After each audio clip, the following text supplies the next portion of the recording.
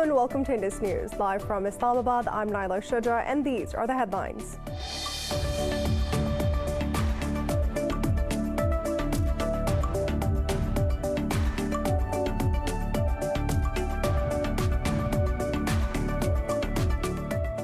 India has again recorded the world's highest single-day spike in COVID-19 cases with more than 332,000 infections.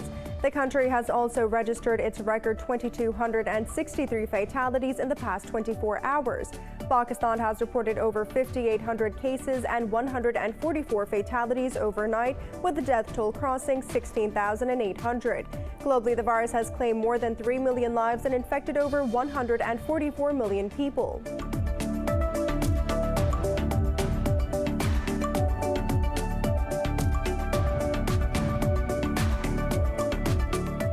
The U.S. says it will continue to monitor the situation on Russia's border with Ukraine after Moscow's troops withdrawal announcement. In a statement, State Department spokesperson Ned Price said no pullout has been made yet. Earlier, the Russian defense minister ordered troops to return to their bases after the completion of drills.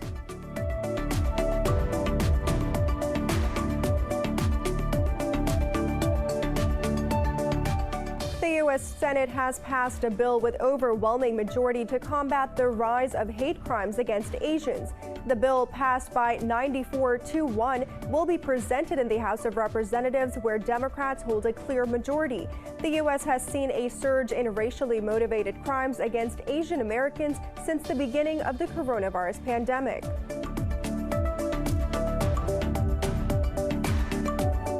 In Iraq, at least 3 Katyusha rockets landed in the perimeter of Baghdad International Airport near the U.S. military airbase.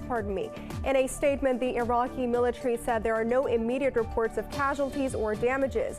The military said it also defused more unfired rockets found from a house which was used to launch the attack.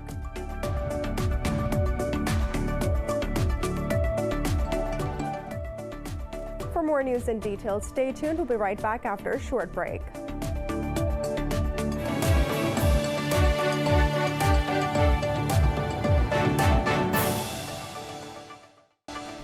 Welcome back. India has again recorded the world's highest single-day spike in COVID-19 cases with more than 332,000 infections. The country has also registered its record 2,263 deaths in the past 24 hours. Globally, the virus has claimed more than 3 million lives and infected over 144 million people. More on the pandemic in this report. Adverse effects of vaccines are complicating the efforts to control the outbreaks. A World Health Organization advisory group has updated guidance on the use of the AstraZeneca vaccine to include the risk of rare but severe blood clots. But WHO said it still believes that the benefits of the vaccine outweighed the risks. Meanwhile, the situation in India continues to get worse. 13 coronavirus patients who were in the ICU have died in a fire at a hospital in Maharashtra's Virar near Mumbai. Mass cremations have begun in New Delhi as the city faces a deluge of COVID-19 deaths. Volunteers have stepped up to help with funeral ceremonies of COVID-19 patients, whose bodies have been refused by the families for their last rites. जब families body accept नहीं करते. When the families do not accept the bodies of COVID-19 patients, the hospitals hand over the bodies to us after completing a small police formality. When the bodies come to us, we inquire about his religion, and if the patient is a Hindu, we perform the funeral as per Hindu customs, and if the patient is a Muslim, we do the funeral accordingly. Canada has also banned all flights from India and other regional countries for 30 days due to the spiking cases. This comes as a variant contributing to India's deadly surge was detected in Belgium, while the UK reported 55 more such cases. Meanwhile, the European Commission has asked the states to back legal action against AstraZeneca over an alleged breach of its contractual supply obligations. The German parliament's upper house has approved the act to give the government emergency powers during the pandemic. The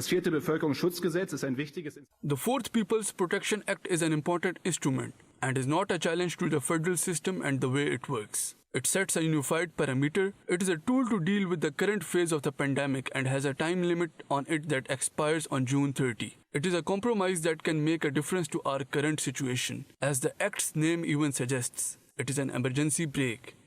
South Korea has conditionally allowed the public to use 2 self-test kits for the first time, as a renewed surge has kindled calls to step up testing. A man in Australia has tested positive after finishing his hotel quarantine, raising concerns about community transmission. Pakistan has reported another 144 deaths from coronavirus in the past 24 hours. The health ministry says the countrywide death tally is now approaching 17,000. It says more than 5,800 people tested positive for the virus overnight. More than 784,000 people have been infected since the pandemic began, whereas over 682,000 people have recovered. Officials say there are nearly 85,000 active cases in the country. The country's positivity rate has once again risen to 10.9%. According to the health ministry, more than 4,600 patients are currently in critical condition. The U.S. says it will continue to monitor the situation on Russia's border with Ukraine after Moscow's troops withdrawal announcement. In a statement, State Department spokesperson Ned Price said no pullout has been made yet. However, Russia's state media says Moscow has begun pulling out troops that took part in military exercises in Crimea. Earlier, the Russian defense minister ordered troops to return to their bases after the completion of drills. Meanwhile, Russian President Vladimir Putin said he is ready to host Ukrainian president in Moscow for talks over bilateral issues. But he said if the Donbass is on the agenda, Vladimir Zelensky must first meet with leaders of the Donetsk People's Republic in eastern Ukraine. The U.S. Senate has passed a hate crime bill to combat violence against Asian Americans in the wake of the pandemic. Activists say former President Donald Trump's comments blaming China for COVID-19 fed anti-Asian sentiment. The bill passed 94-1 with Missouri Republican Senator Josh Hawley the only no vote. The measure designates a Justice Department employee to expedite a review of hate crimes. It also provides guidance for local law enforcement agencies to combat discriminatory language in describing the pandemic. Senate's Majority Leader Chuck Schumer said the U.S. will do everything to eliminate racially motivated violence. By passing this bill, we'll send a message to the country that should be all too obvious by now. Hate crimes will not be tolerated, and federal law enforcement will do everything in its power to detect, deter, and if necessary, prosecute crimes to the full extent of the law. The bill is next expected to clear majority Democratic House of Representatives before heading to the president for the final signature. Now moving on, in Iraq, at least 3 Katyusha rockets landed in the perimeter of Baghdad International Airport near the U.S. military base. In a statement, the Iraqi military said there are no immediate reports of casualties or damages. The military said it also defused more unfired rockets found from the house used to launch the attack. No group has claimed responsibility for the attack so far. Last week, 2 Iraqi soldiers were wounded in a similar attack on an Iraqi military base in the northern region. The UN's nuclear watchdog says Iran has halved the number of centrifuges enriching uranium at one of its nuclear plants. International Atomic Energy Agency reported that Iran changed the mode by which it was enriching up to 60% uranium. In a report, the global atomic body said Iran is now using a cascade of IR-6 centrifuges. However, the International Atomic Energy Agency report did not say why Iran had made the change. This comes a day after the IAEA's another report on Iran's installment of more advanced centrifuges. Iran announced to enrich uranium up to 60% in response to an Israeli attack at the Natanz last week. The Arab coalition says it has destroyed several Houthi drones targeting southern Saudi Arabian cities. The coalition said the rebels attempted to target the Jazan and Khamis Mushahid cities in the latest strikes. However, Houthis claim that they have attacked Saudi Arabia's King Khalid Air Base in Khamis Mushahid. The Yemeni rebels also claim to have attacked an Aramco oil facility in Jazan city. A Houthi spokesperson said the drones hit the intended targets accurately. The Houthis have stepped up cross-border aerial attacks on Saudi Arabia and a ground offensive in Yemen's Marib region. The U.S. Central Command has expressed concern over Kabul's ability to hold ground after foreign forces pull out. General Kenneth McKenzie, head of CENTCOM, was speaking during a hearing of Senate Armed Service Committee. General McKenzie said the Afghan military could collapse without continued American support. He said the U.S. will look for a remote way to help the Afghan forces without having U.S. personnel in the country. Speaking with reporters later, McKenzie noted that the pace of Taliban attacks against Afghan forces is as high as the past 2 decades. He termed the Biden administration's deliberate and methodical withdrawal decision as heartening. The foreign ministers of Pakistan, Turkey, and Afghanistan are meeting in Istanbul today. Islamabad says the latest developments in the Afghan peace process will be discussed in the tripartite meeting. The Foreign Office said the Foreign Minister Shah Mahmood Qureshi is due in Turkey on a 2-day official visit. He was invited by his Turkish counterpart, Mevlut Cavusoglu. The 2 foreign ministers will hold talks on bilateral relations and regional security situations. The visit marks the preparations for the High-Level Strategic Cooperation Council to be held in Turkey later this year. Pakistan's President Arif Alvi says India is playing a negative role in the Afghan peace process and it has never accepted the Doha peace talks. In an interview, President Alvi said a deal should be encouraged between the Taliban and Kabul following U.S. withdrawal. He added that Pakistan wants to help rebuild Afghanistan as it is in the best position to do so. Alvi said Pakistan is home to 3.5 million refugees and can help uplift the education sector. He said the Afghan peace process has a good chance of success if Delhi does not sabotage it. Alvi said the U.S., Pakistan, China, Russia, and Iran are all trying to encourage an agreement between Kabul and the Taliban. In the U.S. state of North Carolina, protests continued for the 2nd day after the fatal shooting of a black man in his car by local police. The shooting came a day after a jury found Derek Chauvin guilty of murdering George Floyd.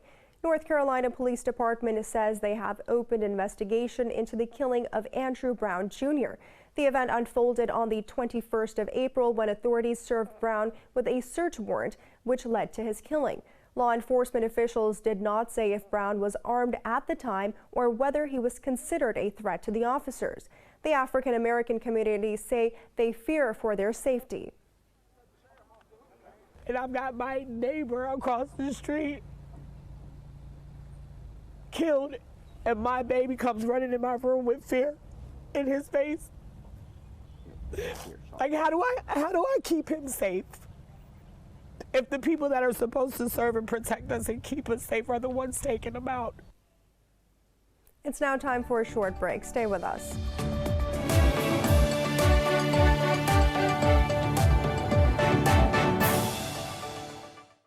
Welcome back. Swedish climate activist Greta Thunberg has warned U.S. lawmakers that history will hold them accountable for climate catastrophes. She said this while testifying to the U.S. Congress at an Earth Day hearing on fossil fuel subsidies. Referring to the Paris Climate Change Agreement, Thunberg said the world's leaders need to live up to their commitments. She said pledges by various countries to halve greenhouse gas emissions over the next decade are insufficient. Thunberg added that the time is short to do the right thing. She is known for her global climate advocacy and for sailing to the U.S. from Britain to reduce emissions rather than flying. NASA's Ingenuity helicopter has undertaken its 2nd flight on Mars. The robot aircraft earlier made history when it rose just over 10 feet into the Martian atmosphere for nearly 40 seconds. NASA says Ingenuity rose around 6 feet higher and stayed aloft for nearly 52 seconds. It also performed a sideways tilt. Officials say the flight of the 1.8-kilogram rotorcraft will help pave the way for a new mode of aerial exploration. The debut flight of Ingenuity was documented in a full-color video by cameras aboard the science rover vehicle Perseverance. NASA likened the achievement to the Wright brothers' first controlled flight near Kitty Hawk, North Carolina in December 1903. In Brazil, life is finally returning to Sao Paulo's heavily polluted Pinheiros River after removal of the trash. Experts say the arrival of fish and birds in one of the tributaries of the river has benefited hundreds of thousands of households. More in this report. Pinheiros River was considered a lost cause, but recent sightings of fish, ducks, and herons show wildlife could return to the river that runs through the heart of the sprawling South American city. The São Paulo governor says 30,000 tons of surface garbage has already been removed from the river, and 20 boats are working daily to clean the Pinheiros. Esse é o maior projeto ambiental do país. This is the largest environmental project in the country in terms of investment. A $727,344 million investment, $454,590 million in public investment, and $272.754 million in private investment. To rescue a river that for 70 years has become a bad example for Sao Paulo, a polluted and stinking river. With visible improvements, there are fresh hopes that residents of South America's largest city will make every effort to keep the river clean as they return to its banks. According to experts, the Corrigo do Espatario tributary has benefited at least 200,000 households living along the river's banks. Foram feitas 200. More than 200,000 calls were made out of the 500,000 house calls they want to make. This is very important. In this way, the main river can be cleaned by its tributaries, which provides better quality water to dilute any dirty water.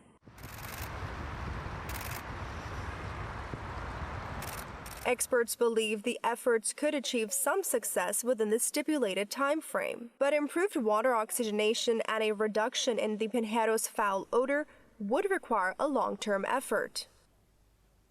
In Thailand, a Buddhist temple has broken the Guinness World Record for the largest candle display by lighting up over 300,000 candles. Details in this report. In a beautiful spectacle, the monks of the Wat Phara Dhammayaka temple chanted around a golden shrine as a 78-acre compound was lit. A total of 330,000 candles made up the shape of a Buddhist monk, meditation within a huge design of the earth. It is estimated that around 300,000 monks and devotees attended the ceremony virtually. Being themed as Cleanse the Mind, Cleanse the World, the event was timed to coincide with Earth Day. Temple's authorities say the purpose was to remind people to cleanse their minds before they start cleaning the world. As more and more countries join the push towards green energy production, one of the world's largest solar hybrid projects is nearing completion in Thailand. More on this report. After years of criticism for reliance on fossil fuels, Thailand is exploring renewable energy production.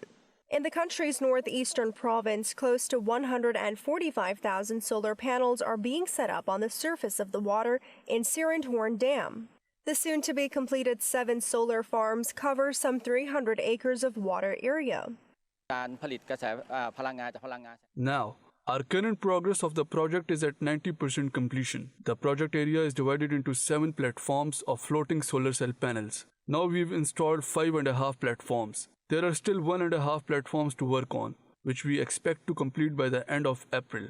And we think we will be ready to distribute electricity with this by the end of June 2021. The state-run Electricity Generation Authority is touting the pilot project as one of the world's largest hybrid hydro-solar power ventures. Authorities are aiming to complete the project in June. In terms of power generation, there are limitations when it comes to solar power. So we eliminated these limitations by continuously generating power via a hybrid system. Aside from that, we utilize everything we have here to make the best use of each component. We have space on the water surface, we have a hydropower station with a high voltage power transmission system, and with that combination, it will make the cost of power generation per unit lower. According to the latest power development plan, Thailand is aiming to draw 35% of its energy from non-fossil fuel sources by 2037. State authorities plan to replicate the pilot project at 8 more dams over the next 16 years.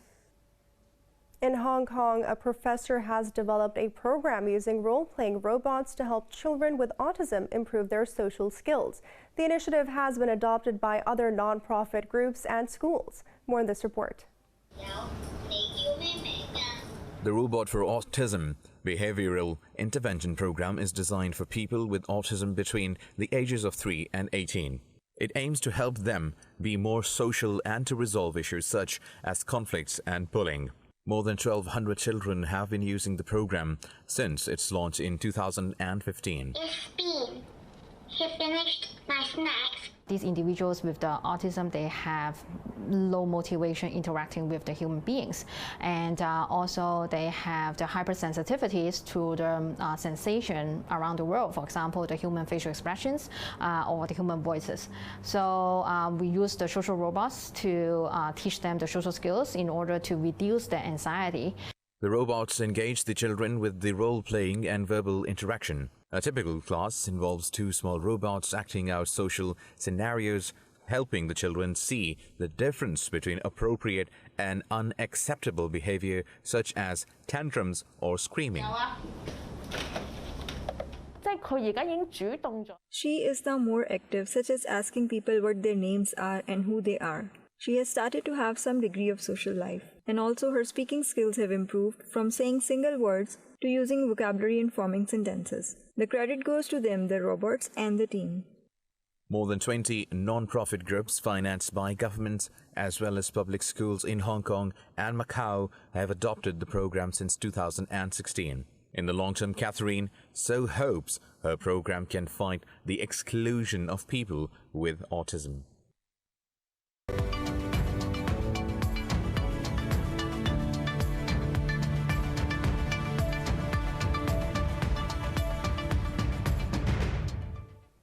Asian stock markets are trading mixed as investors struggle for direction amid the third COVID-19 wave and fears of economic slowdown. The Hang Seng Index in Hong Kong has gained over 0.5%, while Seoul's Kospi and Australia's ASX 200 have gained up marginally. The Nikkei 225 in Japan has dipped over 0.5%. Shares in mainland China have also slid fractionally.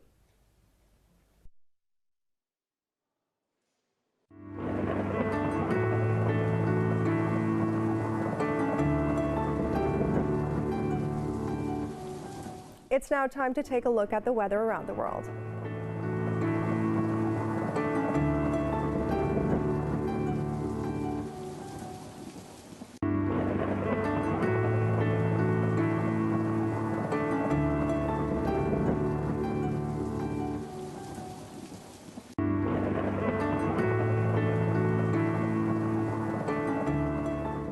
For the latest news updates, you can follow us on our social media at indus.news.